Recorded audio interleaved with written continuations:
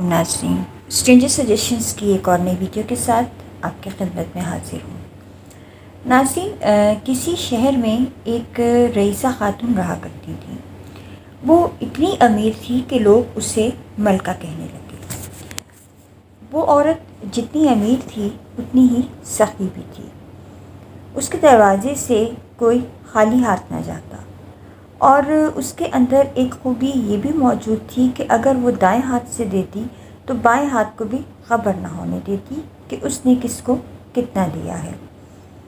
اس کی اسی خوبی کے سبب اللہ اس کو نوازتا چلا جا رہا تھا اور اس کے خزانے بھرتے ہی جا رہے تھے، مگر اس دولت کو وہ اپنی محنت اور قسمت تصور کرتی تھی، اور اسی سبب وہ کسی حد تک خود پسند ہو چکی تھی۔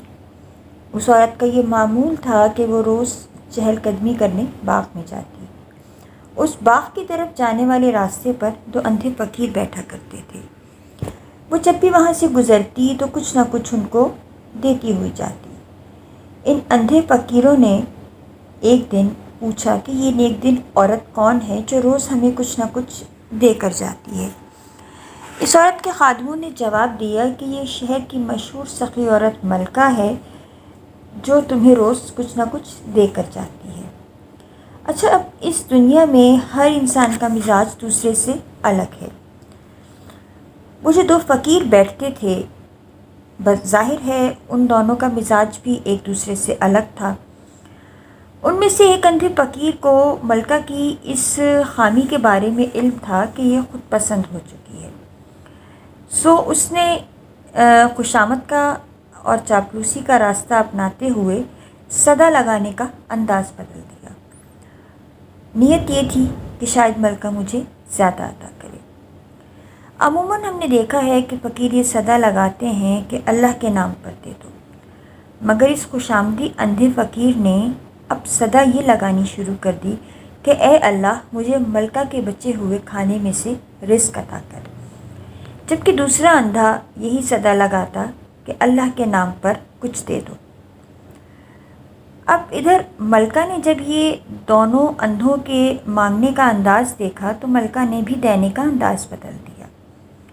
وہ اس فقیر کو کہ جو اللہ کے نام پر مانگتا تھا صرف 2 درہم عطا کرتی، اور اس فقیر کو جو اس کے دسترخوان سے بچا ہوا کھانا مانگتا اس کو روز ایک بھنی ہوئی مرغی دے دیتی۔ اس وقت کے لحاظ سے روز کے خرچے کے لیے 2 درہم بہت تھے۔ سیدھی سی بات ہے، ایک اللہ کے نام پر مانگتا اور دوسرا دسترخوان سے بچا ہوا رزق، تو وہ ان دونوں کو اس حساب سے دے دیا کرتی۔ اسی طرح کافی دن گزر گئے۔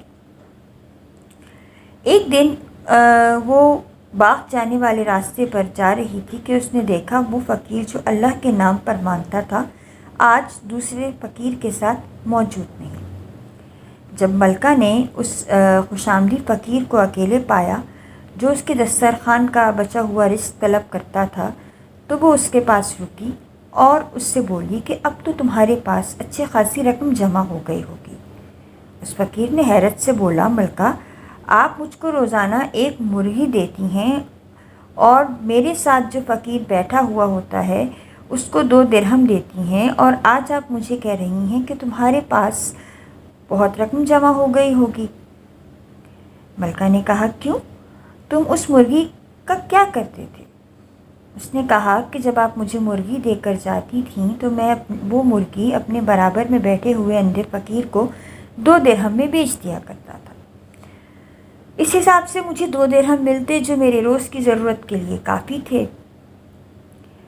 ان 2 درہم میں میں کیا کھاتا اور کیا کماتا اور کیا جمع کرتا، لہٰذا میری روزانہ کی آمدن وہ 2 درہم ہی تھی۔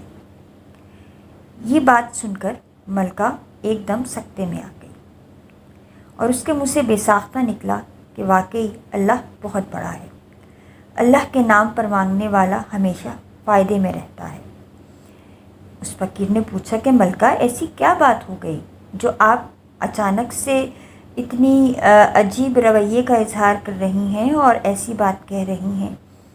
ملکہ نے کہا، اے فقیر سنو، جو مجھ سے اللہ کے نام پر مانگا کرتا تھا میں صرف اس کو 2 درہم دیا کرتی تھی، کیونکہ میں جانتی تھی کہ روزانہ کے خرچہ 2 درہم کا ہی ہے، اس لیے میں اس کو 2 درہم دے دیا کرتی۔ لیکن تمہیں جو میں مرغی دیا کرتی، اس مرغی کے پیٹ میں 10 درہم کے سکے ڈال کر ان کو سلوا دیتی۔ میری نیت یہ تھی کہ جو میرے نام پر مانگ رہا ہے میں اس کو زیادہ دوں، اور جو اللہ کے نام پر مانگ رہا ہے میں اس کو کم دوں۔ لیکن واقعی اللہ بہت بڑا ہے، اللہ جس کو جہاں سے جیسے چاہتا ہے نوازتا ہے۔ اللہ نے تمہارے ہی ہاتھوں وہ 10 درہم سے بھری ہوئی مرغی روزانہ اس اندھے فقیر کو دلوا دی جو اللہ پر توکل کر کر اللہ کے نام پر مانگا کرتا تھا، اور تم سب کچھ پا کر بھی خالی ہاتھ رہ گئے۔ اس فقیر کو بھی اس بات پر بہت حیرت ہوئی اور اس نے بہت افسوس کیا کہ کاش میں ایسا نہ کرتا۔ مگر حقیقت یہی ہے کہ اللہ پر توکل کرنے والا کبھی بے آسرا نہیں رہتا، اللہ ہمیشہ اس کا مددگار رہتا ہے۔ ناظرین، اس کہانی کا ایک مورل یہ بھی ہے کہ ہم میں سے نہ جانے کتنے ایسے لوگ ہیں جو اس ملکہ کے طرز عمل پہ اپنی زندگی کو گزارنے کی کوشش کر رہے ہیں، ملکہ کی راہ اپناتے ہیں۔ ہم نیکی تو کرتے ہیں، لیکن نیکی کرنے کے بعد ہماری نیت یہ ہوتی ہے کہ ہمارا نام ہو، اللہ کی رضا کے لیے نیکی کم اور اپنا نام پیدا کرنے کے لیے نیکی زیادہ کی جاتی ہے۔ موجودہ دور جدید ترین دور ہے۔ آج کل ہر بندہ اچھے اور برے دونوں سے باخبر ہے، حالات دنیا اس کے سامنے ہیں، جدید ترین میڈیا کا دور ہے، لہٰذا آپ یہ نہیں کہہ سکتے کہ آپ کسی کو سمجھائیں۔ سب ماشاءاللہ شعور رکھتے ہیں، بس بات صرف اتنی ہے کہ ہر بندہ اپنا اپنا محاسبہ خود کرے، اپنا انالیسس خود کرے کہ وہ نیکی اپنے نام کے لیے کرتا ہے یا اللہ کی رضا کے لیے۔ اس بات پر سوچیے گا ضرور۔ بہت شکریہ۔ اللہ حافظ۔